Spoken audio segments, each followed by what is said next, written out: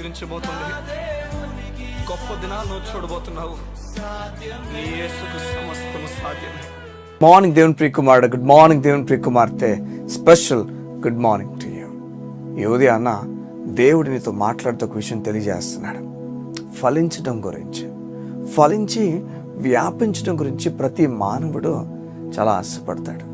అవును, నేను ఫలించాలి, నేను వ్యాపించాలి, నా జీవితము మోడైపోయినట్లుగా ఉండకూడదు, నా జీవితం ఒంటరిగా విడబడకూడదు, నా జీవితం ఫలించాలి, వ్యాపించాలని చాలా ఆశపడతాడు.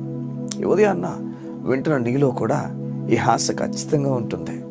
నేను ఎవరికి ఉదయం ఉండిపోకూడదు. చూడండి, ఒక ఉద్యోగ విషయంలో ఫలించాలి, వ్యాపించాలి. ప్రతి ఒక్కరు కూడా వారి జీవితంలో వారు ఏదైనప్పటికీ, వారి వివాహ జీవితంలో కానీ, వారి కుటుంబ జీవితంలో కానీ, అది ఉద్యోగమైనా వ్యాపారమైనా ఏ పని చేస్తున్నా ఒక వ్యక్తి ఫలించాలనుకుంటాడు, తర్వాత వ్యాపించాలనుకుంటాడు.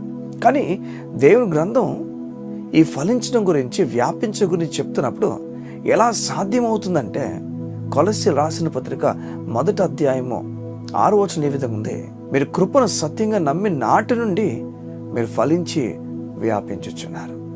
చూడండి, యేసయ్య కృపను నమ్మిన వ్యక్తి, యేసయ్య కృపను కృపగా తీసుకున్న వ్యక్తి, అయ్యా నేను నీతిమంతుడు, నీ ఎదుట నీకు వందనాలు, నీ ఎదుట నేను నిలబడే అవకాశం కలిగింది, నీకు స్తోత్రాలు.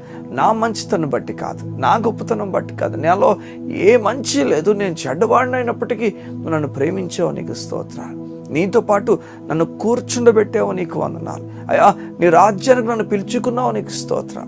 పరలోక రాజ్యము నాకు ఉచితంగా ఇవ్వబోతున్న దేవా, నీకు వందనాలు. నీ ఆత్మ నాకు ఇచ్చినందుకు నీకు స్తోత్రాలు. ప్రతిదీ కూడా కృపలో మనకు అనుగ్రహింపబడిన ప్రతి విషయాన్ని కూడా ఎరిగిన వ్యక్తి, కృపను పట్టుకున్న వ్యక్తి, బైబిల్ చెప్తుంది, ఫలిస్తాడు, వ్యాపిస్తాడు.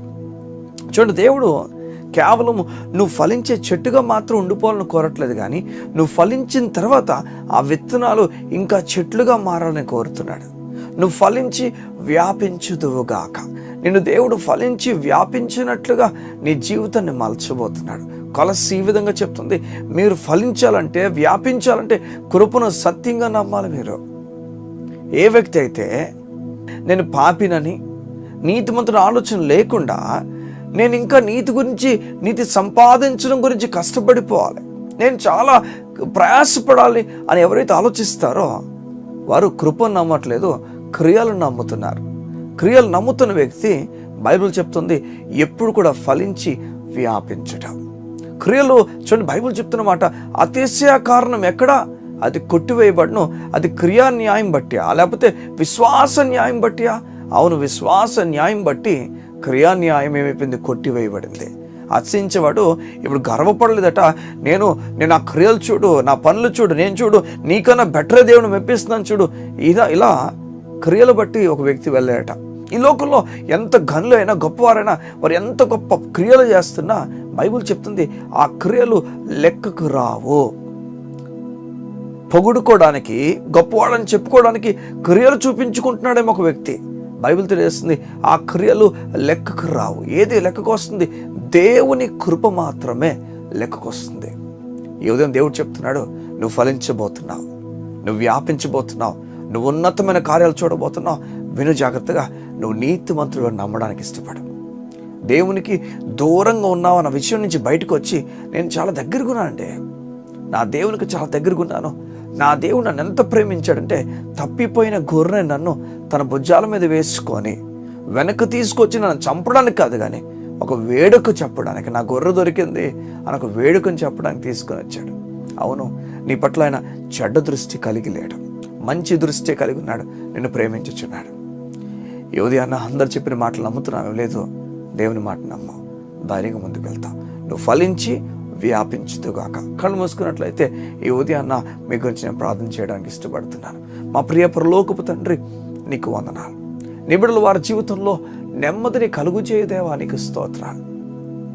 వారు ఏ చోట అలసిపోవాల్సిన పని లేదని, ఏ చోట కృంగిపోవాల్సిన పని లేదని, నీవు చూపించు బాట గొప్పదని, నీవు నడిపించు తీరు గొప్పదని, వారు నెమ్మది కలిగి నీ మీద ఆధారపడి ముందుకెళ్ళినట్లుగా సహాయమును మేము అడుగుతున్నాం.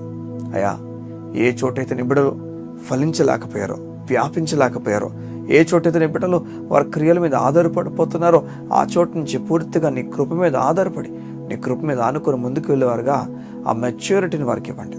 ఆత్మీయ మెచ్యూరిటీని ఇచ్చి నీ బిడ్డలు నడిపించమని కోరుతూ యేసయ్య నామమున ప్రార్థించుచున్నాము తండ్రి. ఆమేన్, ఆమేన్, ఆమేన్. దేవుని లేఖనాలు చెప్తున్నాయి, క్రియల మూలంగా కాదు, విశ్వాసం మూలంగా మనం నీతిమంతులుగా తీర్చబడ్డాం. నేను నమ్ముతున్నాను, గొప్ప కార్యాలతో దేవుడు ఇది నుండి నడిపించబోతున్నాడు. God bless you. See you tomorrow.